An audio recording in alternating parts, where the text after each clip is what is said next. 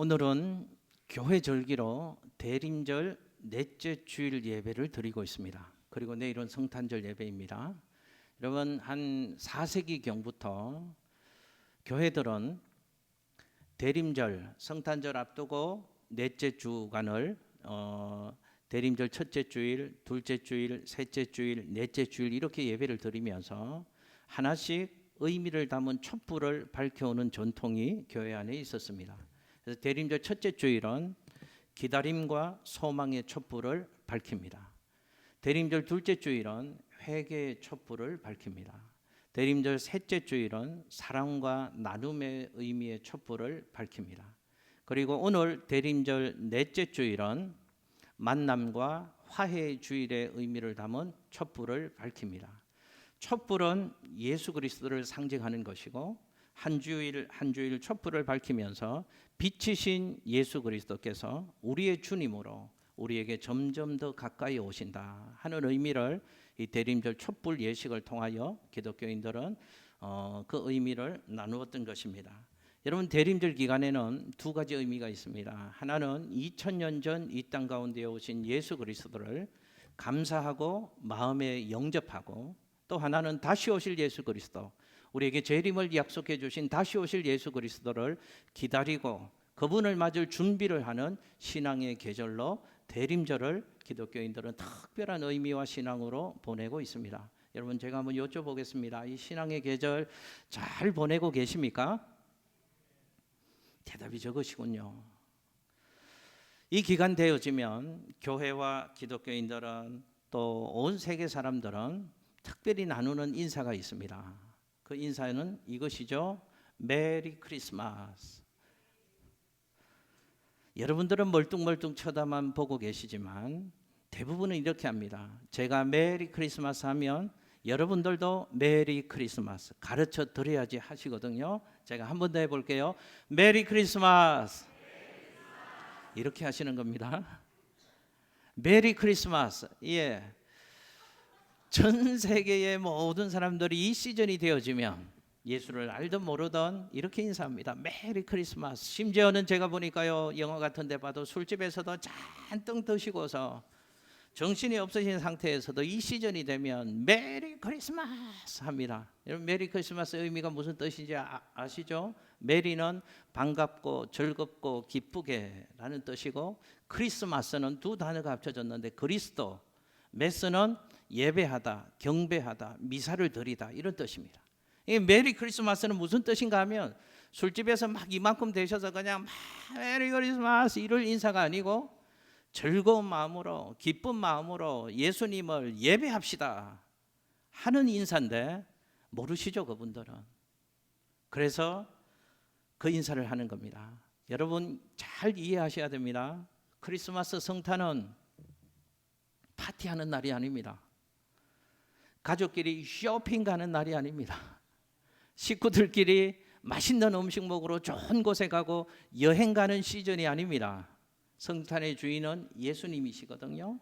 예수님을 기억하고 예수님을 즐거운 마음으로 기쁜 마음으로 예배하고 경배하는 날이 성탄절인 줄로 믿습니다.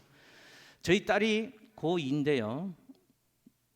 이번 주간에 친구랑 통화를 하는데, 통화를 하고 나서 저한테 이해가 안 된다는 듯이 이렇게 얘기를 하더라고요. 아빠, 내 친구가 내가 목사 딸인 거 아는데, 교회 다니는 거 아는데 성탄절에 크리스마스 때 뭐 하냐고 물어서 교회 가야 된다고 그랬더니, 아니 일요일에만 교회 가지 크리스마스에도 교회를 가냐? 이렇게 묻더라는 겁니다. 걔는 성탄절에 교회 가는 우리 딸이 이해가 안 가고, 우리 딸은 당연히 성탄이 되면 예배하러 가야 되는데 그 친구가 이해가 안 돼서 저한테 묻는 것이죠. 예수가 누군지도 모르고 성탄이 무슨 날인지도 모르고 그냥 파티 열고 놀러 가고 맛있는 거 먹고 쇼핑하는 날인 줄만 아는 친구들에게는 성탄이 특별한 의미 없이 제대로 보낼 수가 없는 것이죠. 축복합니다. 이 성탄의 계절에 우리 성도님들은 성탄의 주인공이 예수 그리스도신데, 그분 때문에 전 우주가 떠들썩한 시즌인데 예수님이 누구신가를 바르게 이해하는 대림절 기간이 되었으면 좋겠고, 예수님을 통하여 그분이 주시는 은혜와 힘을 공급받으시고 더 귀한 믿음의 삶을 살아가시는 우리 성도님들 되시고, 이번 성탄이 그래서 특별한 의미가 되고 특별한 감격이 있는 성탄절 될 수 있으시기를 예수님 이름으로 축복합니다. 그런 의미를 담아서 한 번 더 인사해 보실게요. 메리 크리스마스. 메리 크리스마스. 나가실 때도, 저하고 인사 나누실 때도 오늘 내일은 어떻게 인사하신다고요? 할렐루야. 그렇게 인사 나누시겠습니다. 아까 제가 예배 전 찬양하는 우리 여집사님들 보니까 너무 이뻐 보이더라고요. 예, 왜 빨간 옷을 입었냐고 일부러 제가 앞에 나와서 집사님도 오늘 왜 빨간 옷 입으셨어요? 물어봤잖아요. 그렇게 물어봤더니 성탄절이어서 빨간색을 입었다고 했습니다. 그래서 저도 제 사무실에 갔습니다. 제 사무실에 빨간 옷이 있나 없나 찾으러 갔습니다. 그래서 제가 성탄에만 입는 옷이 있거든요. 그래서 이따가 성탄절 발표 축제 때는 그 옷을 입으려고 까먹을까 봐 제가 그 옷을 꺼내놨습니다. 너무 예뻐 보이고 너무 감사합니다. 요즘 제가 우리 성도님들이 예뻐 보이는 성도님들, 아니 늘 예뻐 보이시는데 예쁜 분들이신데 요즘 더 예뻐 보이는 분들이 있습니다. 하나님 마음을 갖고 하나님 기쁘시게 해드리려고 애쓰는 성도님들 보면 목사인 제 마음도 너무 기쁘거든요. 70세 되신 분들도 예뻐 보입니다.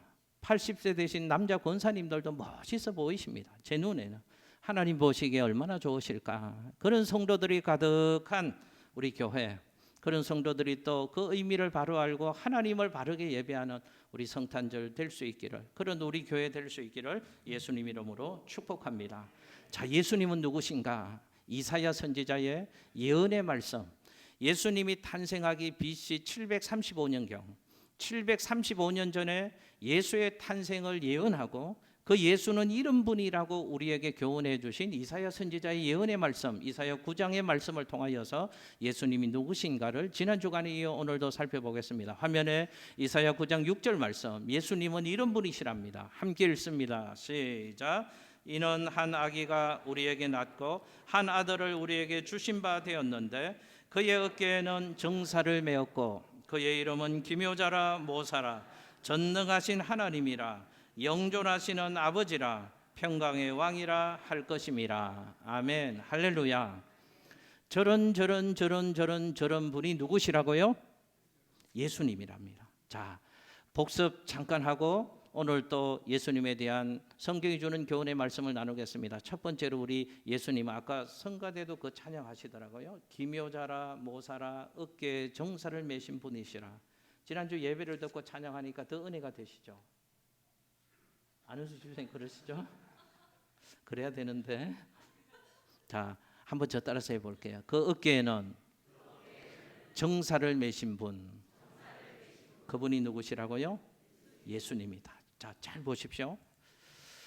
예수님이 탄생하시기 전 BC 735년경에 이사야 선지자는 하나님의 특별한 계시를 통해서 하나님의 아들이신 예수님이 이 땅 가운데 오실 것을 알았습니다.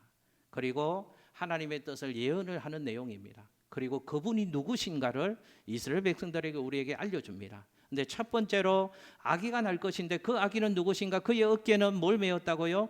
정사를 메었다. 그의 어깨에 정사를 메었다. 이 말은 이런 뜻입니다.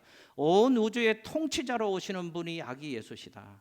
다른 말로 좀 더 의미를 두고 설명해 보면 우주 만물을 다스리는 다스림의 권세를 가지신 통치자, 그분이 예수님이시다 라고 예수님을 소개하고 있습니다. 여러분, 이사야 선지자가 예수님을 예언하고 소개하는 BC 735년경의 이스라엘 상황은 국내외적으로 너무너무 힘들고 암울하고 또 소망이 없는 시대를 이스라엘 백성들이 살고 있었거든요. 그 시대 가운데 이사야 선지자가 이스라엘 백성들에게 외치는 겁니다. 이스라엘 백성들이여, 실망하지 마십시오. 낙심하지 마십시오. 무능한 지도자들, 부패한 지도자들, 우리나라의 지도자들을 보고 실망하지 마십시오.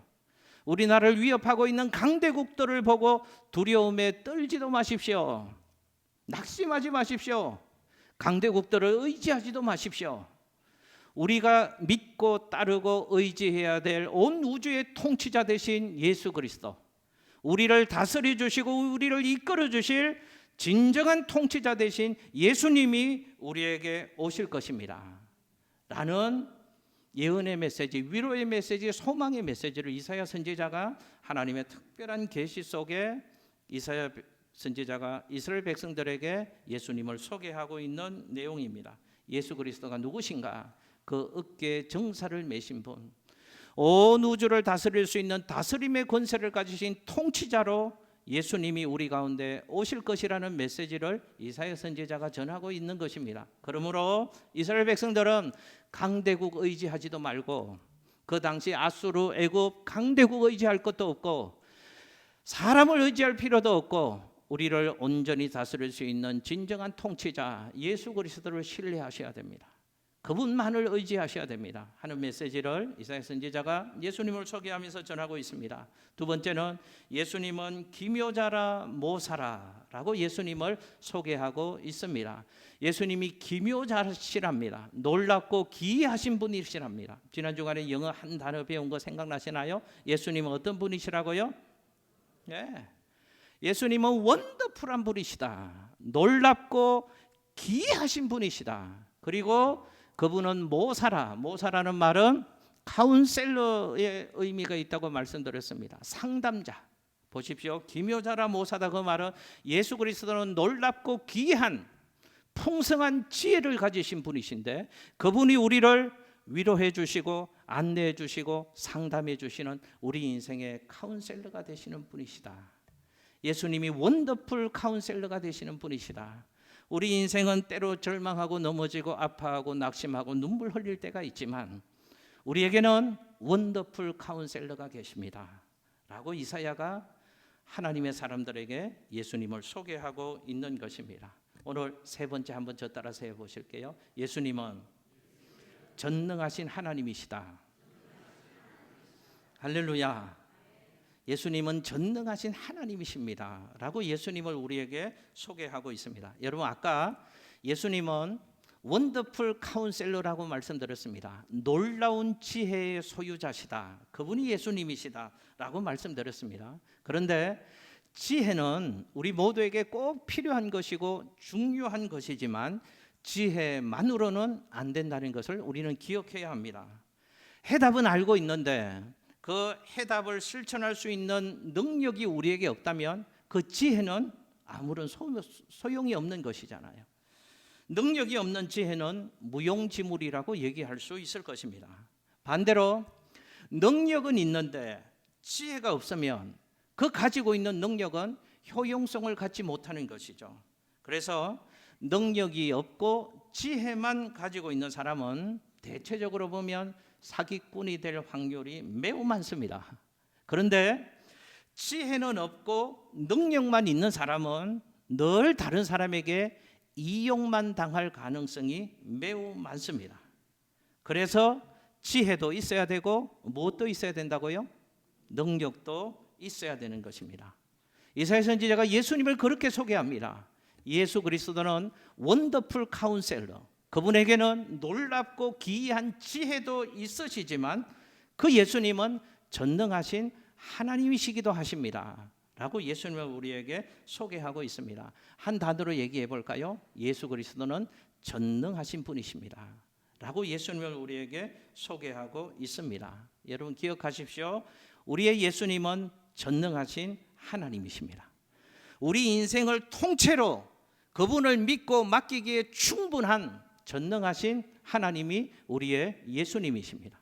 우리의 가정과 우리의 자녀들과 우리 교회와 이 나라 이 민족을 충분히 맡고 신뢰하며 맡겨드릴 수 있는 충분한 능력이 있는 전능하신 분, 그분이 우리의 예수님이시다라고 이사야 선지자가 예수님을 우리에게 소개하고 있습니다.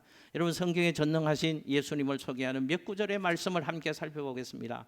마태복음 28장 18절 말씀에 보면 예수님은 친히 우리의 모든 문제를 해결할 수 있는 전능하신 분이시다 라고 예수님을 우리에게 소개하고 있습니다. 화면 보시고 마태복음 28장 18절 말씀을 같이 한번 읽겠습니다. 시작. 수고하고 무거운 예수께서 나와 말씀하여 이르시되 하늘과 땅의 모든 권세를 내게 주셨으니.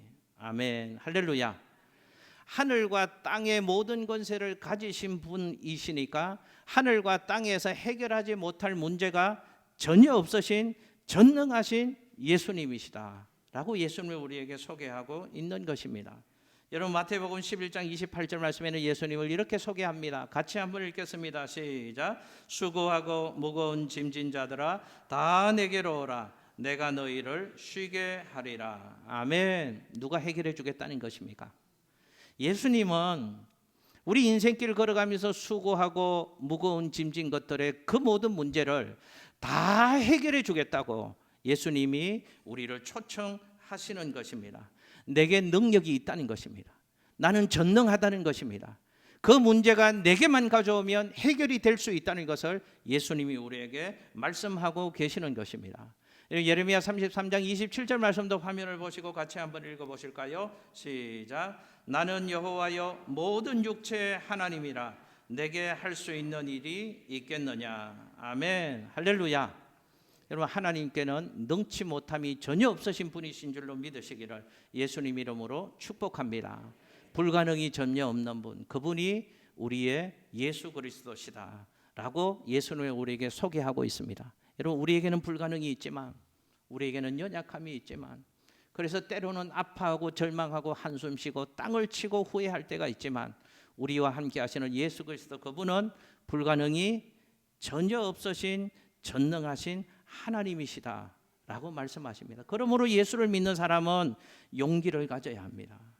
그러므로 예수 믿는 사람은 절망하지 말아야 합니다. 내게는 절망이지만 절망의 문제를 가지고 누구에게로 가야 할까요? 전능하신 예수님께 가지고 가야죠. 그러면 그분이 불가능이 전혀 없으신 주님께서 우리에게는 불가능한 그 문제를 해결해 주시는 은혜를 베풀어 주시는 줄로 믿습니다. 여러분 성경에 보면 전능하신 하나님을 경험했던 대표적인 사람이 저는 아브라함이라고 생각합니다. 아브라함에게는 성경에 보니까 아들이 없었습니다. 소원은 하는데 가질 수가 없었습니다. 그래서 소원을 하고 있는데 하나님께서 아브라함에게 어느 날 찾아오셔서 아브라함에게 아들을 주시겠다는 약속을 하나님이 하십니다. 그때 성경을 보니까 아브라함의 나이가 몇 세였다고요? 75세 때 하나님이 아브라함의 인생에 찾아오셔서 아들을 주시겠다고 약속을 하십니다. 근데 성경을 보니까 99세까지 하나님이 약속을 해주셨는데 주신 약속이 성취되지 않았다는 것이죠. 아브라함의 마음이 어땠을까요? 여러분이 75세 때 하나님을 만나고 하나님 약속 주셨습니다. 1년, 2년은 기다릴 수 있잖아요. 소망을 가질 수 있잖아요. 하나님을 바라보는 삶을 살 수 있잖아요.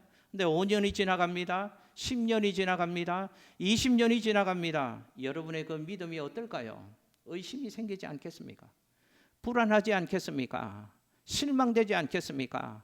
포기할 마음이 생기지 않았겠습니까?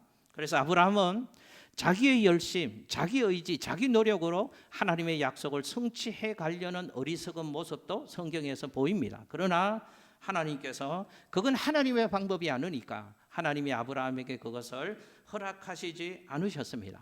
성경에 보니까 아브라함의 나이가 이제 99세가 되었습니다. 99세가 되었을 때 하나님이 아브라함에게 나타나셨다고 성경은 말씀합니다. 여러분 화면에 창세기 17장 1절의 말씀을 같이 한번 읽겠습니다. 시작. 아브라함이 99세 때 여호와께서 아브라함에게 나타나서 그에게 이르시되 나는 전능한 하나님이라. 나는 너의 앞에서 행하여 완전하라. 아멘. 몇 살 때 하나님이 아브라함에게 또 나타나셨다고요? 몇 살 때요? 성경이 숫자로는 99세 때 나타나셨다고 말씀하시지만 그때 아브라함의 상황이 믿음의 정도가 믿음의 수준이 어땠을까요? 약속을 받은 지 20년이 훌쩍 지났습니다. 자기의 상황과 환경을 보면 경수가 끊어진 지도 너무 오래되었고 전혀 아이를 가질 수 없는 완전 불가능의 상황입니다.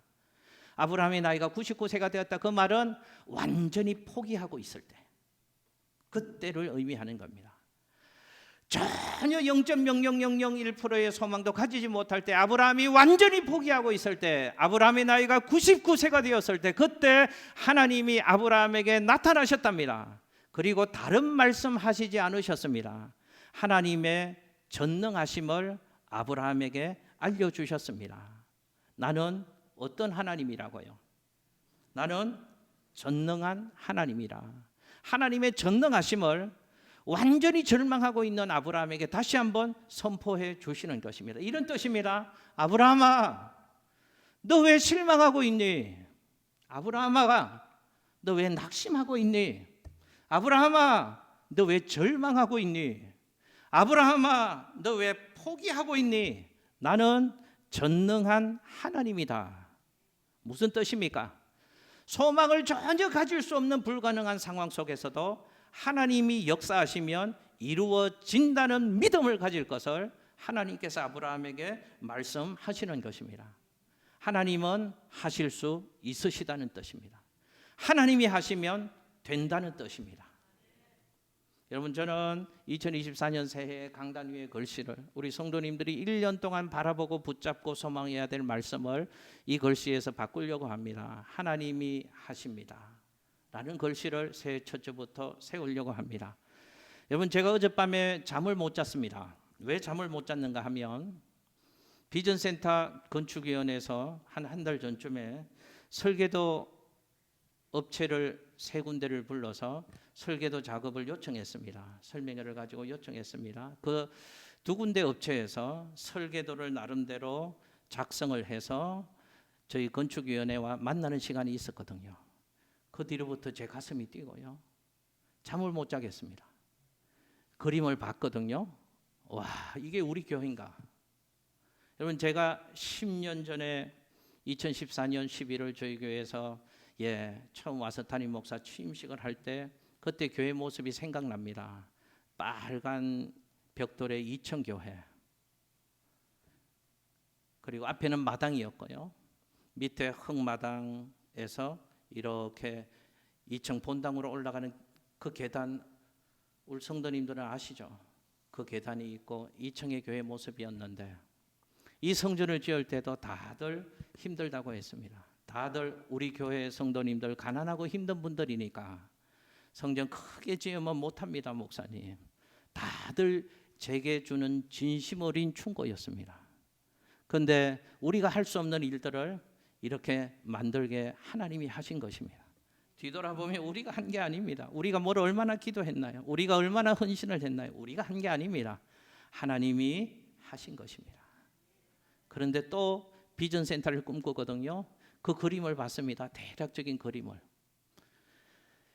제가 어젯밤에 잠을 자려고 하는데요. 처음 왔을 때 교회 모습이 생각나고 지금 이 7년 전에 꿈의 성전의 시대, 또 하나님이 내년부터 역사하실 비전센터의 시대, 이 전체 그림을 보니까요. 저도 놀랄 수밖에 없습니다. 이게 우리 교회인가? 하나님 아니고서는 도저히 할 수 없는 일들을 하나님이 이루어 가십니다.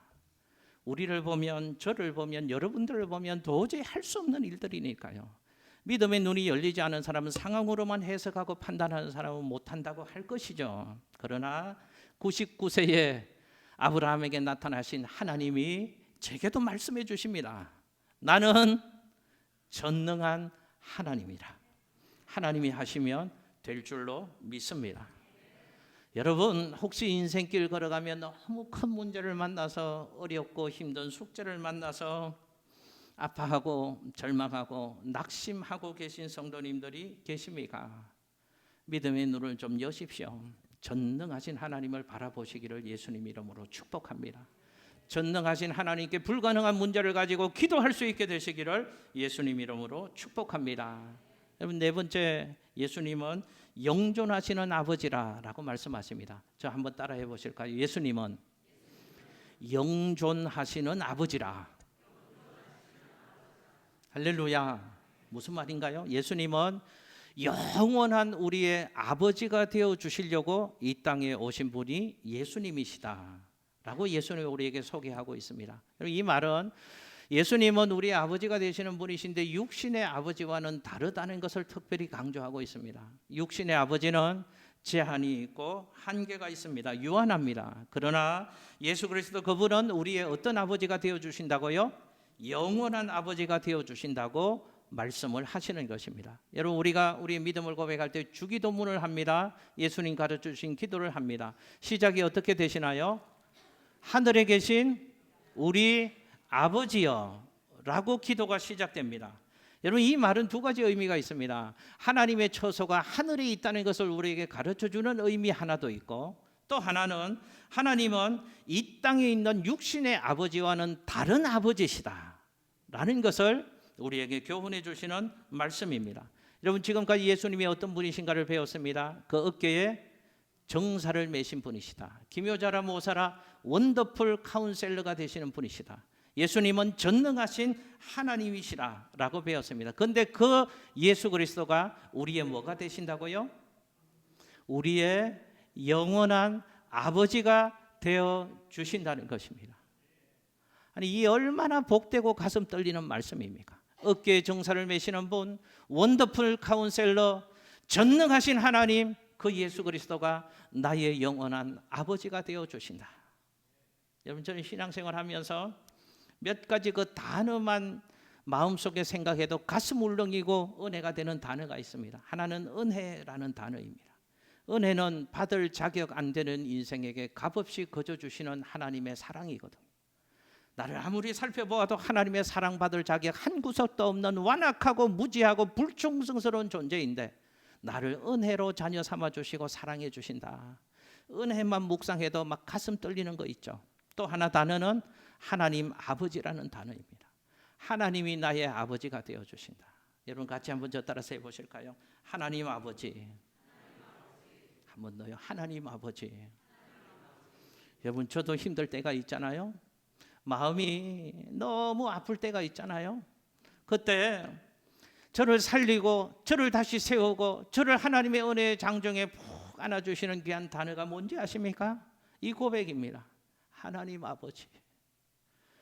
여러분, 인생길 걸어가면서 너무너무 힘들 때가 있습니다. 눈물 날 때가 있습니다. 고독할 때가 있습니다. 눈앞이 캄캄할 때가 있습니다. 그때 이렇게 해보십시오. 고개를 들고 하나님 아버지를 불러보십시오. 이렇게요. 하나님 아버지. 하나님 아버지. 하늘에 계신 아버지, 그 어깨에 정사를 매신 분, 원더풀 카운셀러, 전능하신 하나님, 그분이 나의 아버지가 되시는 줄로 믿습니다. 이 고백을 하면 그 하나님이 아버지가 되셔서 그 따스한 가슴에 우리를 품어주시고 그 뜨거운 사랑으로 우리를 일으켜 주실 것입니다. 우리 같이 한번 찬양해 볼까요? 아바 아버지, 아바 아버지. 우리 함께 찬양해 보겠습니다.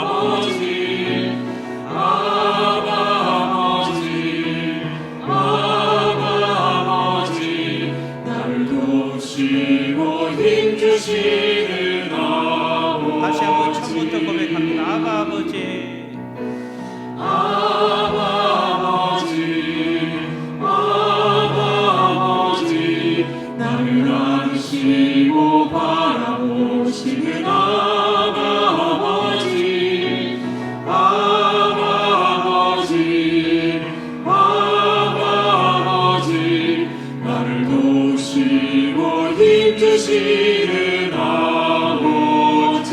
주는 내 맘을 고치시고 주는 내 맘을 고치시고 볼 수 없는 상처 만지시네.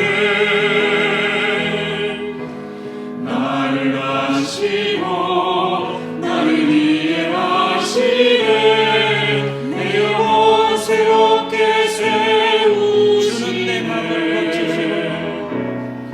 주는 내 맘을 고치시고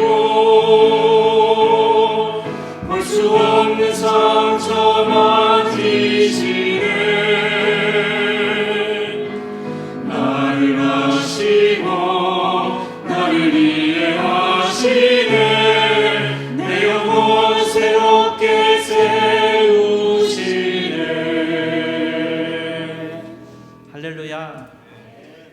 하나님 아버지 이 단어가 얼마나 좋은지 모릅니다. 너무 힘들 때 그 이름을 불러보십시오. 하나님 아버지.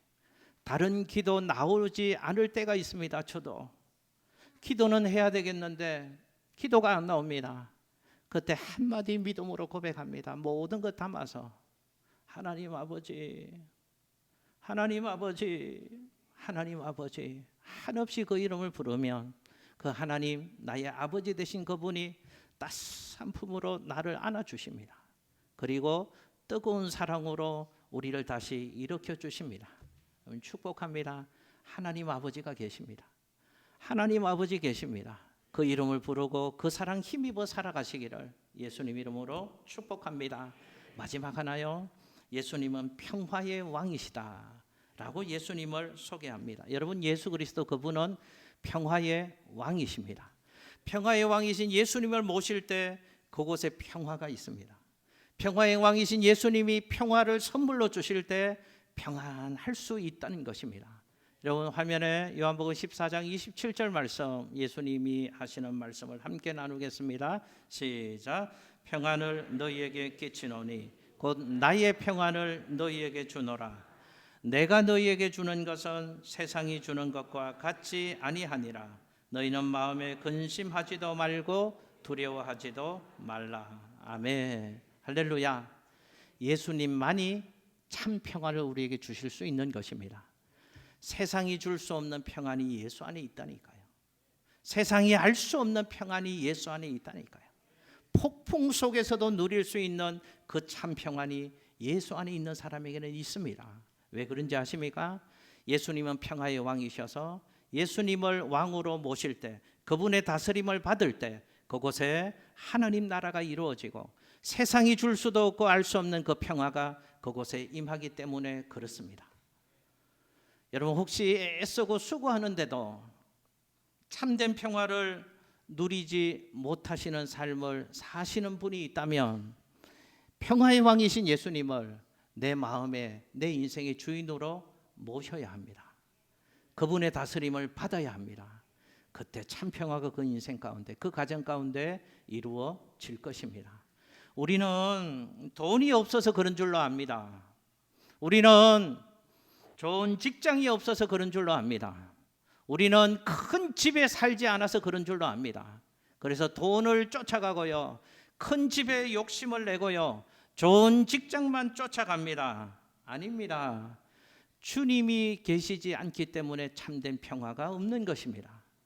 평화의 왕이신 예수님을 내 인생의 주인으로 모시고 그분의 도움을 구하고 그분의 다스림을 받을 때 그분이 참 평화를 우리에게 주시는 것입니다. 말씀 정리합니다. 우리 2주에 걸쳐서 예수 그리스도 그분은 누구신가에 대한 것을 배웠습니다. 예수님은 그 어깨에 정사를 매신 분이시랍니다. 예수님은 원더풀 카운셀러가 되시는 분이시랍니다. 예수님은 전능하신 하나님이랍니다. 예수님은 영존하시는 아버지랍니다. 그리고 예수님은 평화의 왕이시라고 말씀합니다. 그 예수님과 더불어 예수님을 힘입어 살아가시는 우리 사랑하는 성도님들의 멋진 인생 되시기를, 또 그런 성탄을 의미 있게 내일 성탄절에 맞이하시는 우리 성도님들 되시기를 예수님 이름으로 축복합니다. 기도하겠습니다.